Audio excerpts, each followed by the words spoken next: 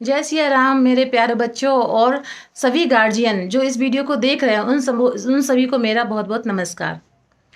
आप सोच रहे होंगे कि भाई मैम ये वीडियो क्यों बना रही हैं।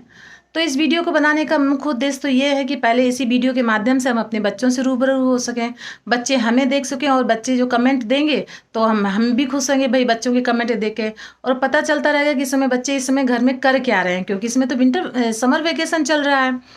तो भाई ये वीडियो बनाने का मुख्य उद्देश्य तो ये है, वीडियो के माध्यम से मैं स्कूल के बच्चों के गार्जियन से कुछ बात कहना चाहती हूँ, क्योंकि मुझे पता है इस चैनल में स्कूल के बच्चों के गार्जियन जुड़े हुए हैं।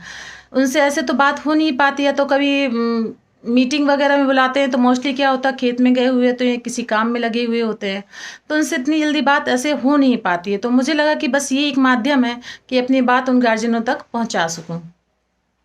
सबसे बड़ी बात तो ये देखिए, स्कूल के गार्जियनों की मैं परिस्थिति सब अच्छे से समझती हूँ, उनकी कितनी मेहनत की कमाई से कितना थोड़ा बहुत पैसा आता है, और जैसे ही थोड़ा बहुत पैसा आता है तो आप क्या करते हो, बच्चों को सरकारी स्कूल से उठा के आप प्राइवेट स्कूल में डाल देते हो।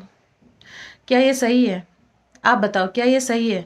मतलब इस सरकारी स्कूल में 5 से 6 सालों में इतना ज़्यादा परिवर्तन आया। आप देखिएगा, इस वीडियो में जाके देखिएगा, 4-5 साल पुराना चैनल है ये। शुरुआत के समय के कैसे स्कूल था, अब इसमें कितना बड़ा परिवर्तन आया। हर स्कूल में डेस्क, बेंच, फैन और यहाँ तक कि सोलर लाइट लगी हुई है। आप ये देखिए, घरों में लोग फॉल सीलिंग नहीं करते, स्कूल में फॉल सीलिंग है। कितनी सुविधाएं हैं, झूले आए हैं, प्लेग्राउंड है बड़ा बड़ा, और सबसे बड़ी बात है बच्चों को उनकी रुचि के हिसाब से पढ़ाई की जाती है। जो बच्चा पढ़ने में अच्छा है, शुरू से हम लोग देख लेते हैं, हाँ ये बच्चा पढ़ने में अच्छा, हम लोग आपस में बात करते हैं, ये बच्चा पढ़ने में अच्छा, इस पर अगर फोकस करेंगे तो ये नवोदय निकाल सकता है, इस पर फोकस करेंगे तो ये कर सकते हैं। ये बच्चा खेलने में बहुत अच्छा है, इस पर फोकस करेंगे तो ये खेलकूद में निकल सकता है। अरे ये डांस बहुत अच्छा है, अरे ये बात बहुत अच्छे से करते हैं, अरे ये भाषण आंसर बहुत अच्छे से देखता है। हर बच्चे में अलग अलग क्वालिटी है। इस क्वालिटी को हम लोग जज करते हैं, हम टीचर जज करते हैं। आप समझिए, सरकारी स्कूल में बच्चों को मनोवैज्ञानिक स्तर से पढ़ाया जाता है, बिल्कुल प्राइवेट जैसे रटन विद्या नहीं कि बस आप बिल्कुल 2-4 सेंटेंस इंग्लिश में बोल लो, ऐसा कर लो वैसा कर लो। नहीं बोल पाते बच्चे, सेंटेंस नहीं बोलते हैं प्राइवेट स्कूलों में, बस 1-2 वर्ड्स वो इंग्लिश के यूज़ करते हैं। तो आपको लगता है अरे मेरा बच्चा तो बहुत होशियार हो गया, जबकि ये बिल्कुल गलत है, ये आपकी सोच ही गलत है। जो माहौल यहाँ पर सरकारी स्कूल में बच्चों को मिलता है ना, फ्री होके बच्चे रहते हैं, खुश रहते हैं। एक बार मैंने एक बच्चे को बाहर पूछा कि भाई तुम्हारा नाम यहाँ लिखा हुआ था, अब तुम प्राइवेट में क्यों चले गए, क्या बात है? तो कह रहे मैम मुझे ना यहाँ पे तो बहुत अच्छा लगता है, इस स्कूल में अच्छा लगता है, पर पापा ने मेरा नाम वहाँ लिखवा दिया। अब सोचिए, पापा ने नाम वहाँ पे लिखवा दिया, वो बच्चा घर में कह भी नहीं पा रहा है डर के मारे, क्योंकि मैंने देखा है कि गांव के बच्चे ज़्यादातर अपने पेरेंट्स से खुल के बात नहीं कर पाते हैं। जितना खुल के हम टीचर से बात कर लेते हैं, अपने पेरेंट्स से नहीं कर पाते हैं। तो पेरेंट्स क्या करते हैं, ठीक उनकी भी अच्छी सोच है, वो सोचते हैं कि भाई यहाँ जाएगा तो प्राइवेट स्कूल में बहुत अच्छे से पढ़ लेगा, बहुत अच्छे। लेकिन मुझे पता है वो सोच अच्छी रख रहे हैं, लेकिन होता वैसा नहीं है, क्योंकि जो मनोवैज्ञानिक स्तर से यहाँ पे पढ़ाई होती है, आप सोचिए ना, यहाँ पे ट्रेन टीचर आते हैं, हम लोग कितना कंपटीशन फाइट करके यहाँ पे पहुँचते हैं। तो आप हमारी तुलना उनसे कैसे कर सकते हैं, केवल इसलिए कि आपको एक यहाँ पे हर चीज़ फ्री में मिल रही है। एक ह्यूमन नेचर होता है ना कि फ्री में मिलने वाली चीज़ की वैल्यू नहीं होती है। जो चीज़ आप वहाँ पे पैसा दे के देते हो ना, तो उस पर आप बच्चे पे भी प्रेशर डालते हो, अच्छे से टाइम से उठ जाओ, तैयार हो जाओ, कपड़े ड्रेस सब करके जाओ, और वहाँ पे तुम पढ़ाओ, कितना पढ़ाई की, कैसे क्या किया। अब यहाँ पे फ्री हो रहा, बच्चा क्या पहन के आ रहा, ढंग से उसने कपड़े पहने हुए हैं कि नहीं हुए, उसके कपड़े साफ हैं कि नहीं है, आपको कुछ मतलब नहीं होता है। क्यों? क्योंकि यहाँ पे तो फ्री में मिल रहा है सब कुछ। तो फ्री में मिलने वाली चीज़ की वैल्यू तो होती नहीं है ना। बस यही चीज़ मैं आपको एक अपनी इस वीडियो के माध्यम से पहुंचानी चाहती हूँ कि भाई आप कितनी मेहनत से कमाई करते हो, इस पैसे को क्यों नहीं आप जोड़ के रखो, बाद में जो एजुकेशन होगी ना उसमें आप खर्च कर देना। आप अभी प्राइमरी एजुकेशन तो यहाँ पे बच्चों को लेने दो, उनको मनोवैज्ञानिक स्तर से पढ़ने दो, उनके माइंड को मजबूत होने तो दो। बचपन से ही इतना आप प्रेशर डाल दोगे तो बच्चा कैसे आगे सर्वाइव कर पाएगा। वो आप आजकल बच्चे क्यों बहुत ही कम उम्र में डिप्रेशन के शिकार हो रहे हैं, क्योंकि वो अपनी बात कह भी नहीं पा रहे हैं और थोपी हुई बात को मानना नहीं चाहते हैं। वो जो भी कुछ काम कर रहे हैं वो केवल एक जबरदस्ती, क्योंकि छोटे हैं, डरते हैं, कुछ बोल देंगे तो पिटाई ना हो जाए, ये ना हो जाए। तो आप समझिए, बच्चे की मनोदशा को भी तो आप समझिए। बच्चे यहाँ आने को तैयार है, प्राइवेट में वो खुश नहीं है, लेकिन नहीं, आप उसको प्राइवेट में भेजोगे। थोड़ा पैसा होता तो आप उसको प्राइवेट में भेजोगे। क्यों भेजोगे भाई? अगर आपके पास पैसा है ना, उस पैसे को जोड़ के रखिए ना, उसी पैसे को आप बाद की एजुकेशन में काम में आएगा, तब आप उसको खर्च करिएगा। आपको क्या नहीं मिल रहा है यहाँ पर? सरकारी स्कूल में कितनी सुविधाएं मिल रही हैं, टाइम टू टाइम पीरियड लग रहे हैं, टीचर्स पढ़ा रहे हैं। केवल इतना कि एक माइंड आपने सेट कर रखा है कि प्राइवेट मतलब कुछ न, प्राइवेट मतलब सब कुछ। वहाँ पे तो बच्चा भाई 2-4 वर्ड इंग्लिश में बोल देगा।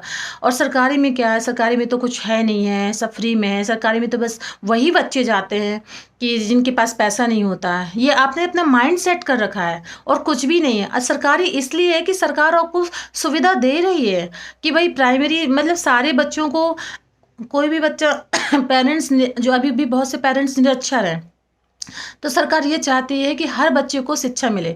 शिक्षा का अधिकार सब बच्चों के हो, कोई भी बच्चा इधर उधर ना भटके। बहुत से गार्जियन से नहीं पढ़ा पाते हैं, तो ये सब सरकार की सुविधाएं आपको हैं। आप उसकी वैल्यू तो समझिए, आप उसकी वैल्यू नहीं समझ रहे हैं। और प्राइवेट में जाके 2-4 महीने वहाँ पे छोड़ते हैं। अब बच्चा फोर्सफुली जा रहा है अचानक किसी जगह, आप इससे अंदाजा लगाइए, किसी छोटे से पौधे को आप किसी जगह लगा दोगे, ठीक, कुछ समय तक तो कुम्हलाया कुम्हलाया रहेगा। फिर कुछ समय बाद जब थोड़ा उसमें जब ताजगी आती है तो ठीक खड़ा रहता है, हाँ लगता है। फिर हम लोगों को लगता है अरे पौधा लग गया, पौधा लग गया। फिर उसी पौधे को उखाड़ के आप दूसरी जगह पे जाके आप लगा दोगे, क्या करेगा? कितनी बार वो सरवाइव करेगा? पौधा तो पौधा ही है ना, उसको टाइम लगता है वहाँ पे सेट। और जैसे ही वहाँ पे टाइम सेट होता है, फिर आप कुछ ना कुछ इसका डिस्टर्बेंस कर देते हो।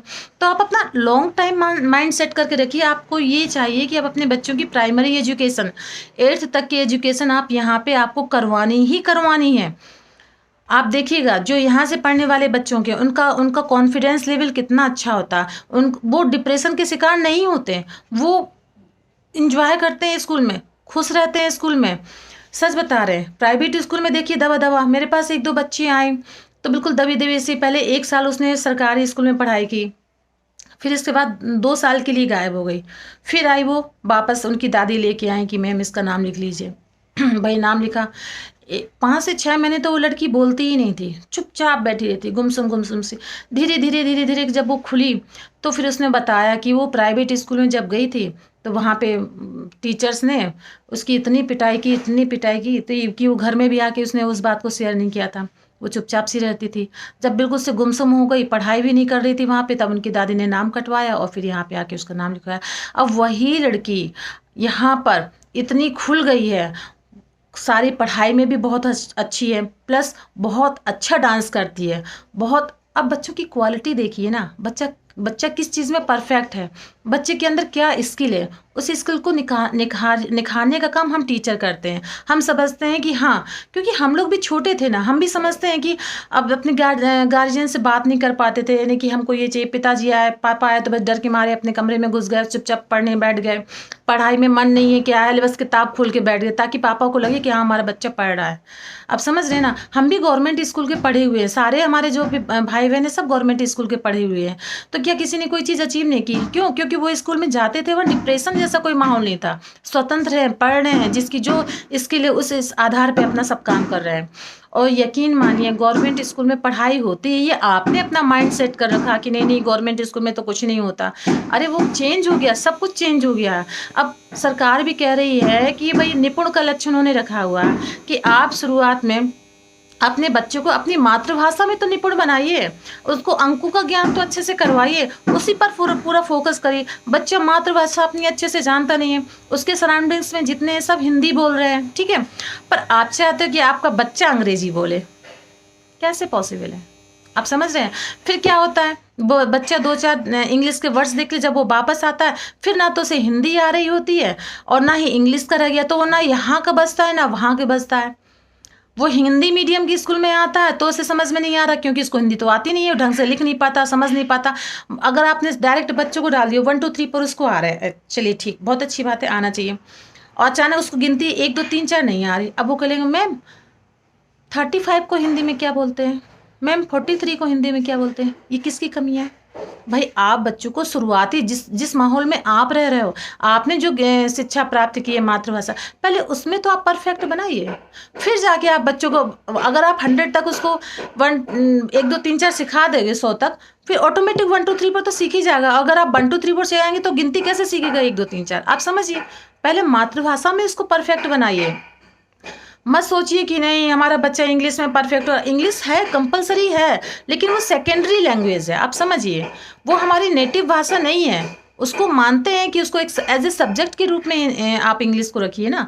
आप ये मत सोचिए कि हमारे 2 वर्ड्स इंग्लिश में बोल देगा तो हमारा बच्चा होशियार है। अरे हमने तो इस पे इतना पैसा लगाया, तो ये आपकी गलती ना।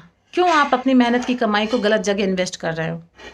फिर आप इन्वेस्ट करोगे, फिर आप सोचते हो कि अरे हमने तो इस लड़के पे इतना पैसा खर्च किया, हमने तो इसको अपने जितना हमारी हमारी वो नहीं थी, पहुंच नहीं थी, उससे बढ़ के हमने इस पर पैसा लगाया, इसको इस पर इतना पैसा खर्च किया और इसने तो कोई रिजल्ट नहीं दिया। क्योंकि आपने तो समझा ही नहीं कि बच्चा क्या चाहता है। आपने तो उसकी अंदर की एक बार पूछा ही नहीं। उस पूछने क्या होता भाई, जब हम लोग इंटर में थे हम लोगों को नहीं पता था कि अब हम लोगों को आगे क्या करना है। वो तो छोटा सा बच्चा है, वो कहता है ठीक है पापा आपको जैसा लगे। लेकिन अंदर से वो जिससे खुला हुआ है ना, उससे बताएगा उसे क्या चीज़ अच्छी लगती है और क्या चीज़ अच्छी नहीं लगती है। आप समझ रहे हो कि मैं क्या कहना चाहती हूँ आपसे? तो मेरा बस आपसे एक ही विनम्र निवेदन है कि आप अपने बच्चों को सरकारी स्कूल में भेज दिए और प्राइमरी एजुकेशन तो कम से कम उसकी कंप्लीट करवाइए सरकारी स्कूल में। प्लस आपको लगता है कि हाँ आपको उतना पैसा खर्च करना चाहिए, आप एक गुल्लक बना लीजिए उसके नाम की, उस पर मंथली उतना पैसा खर्च करते रहिए, डालते रहिए जितना आप प्राइवेट स्कूल में दे रहे थे।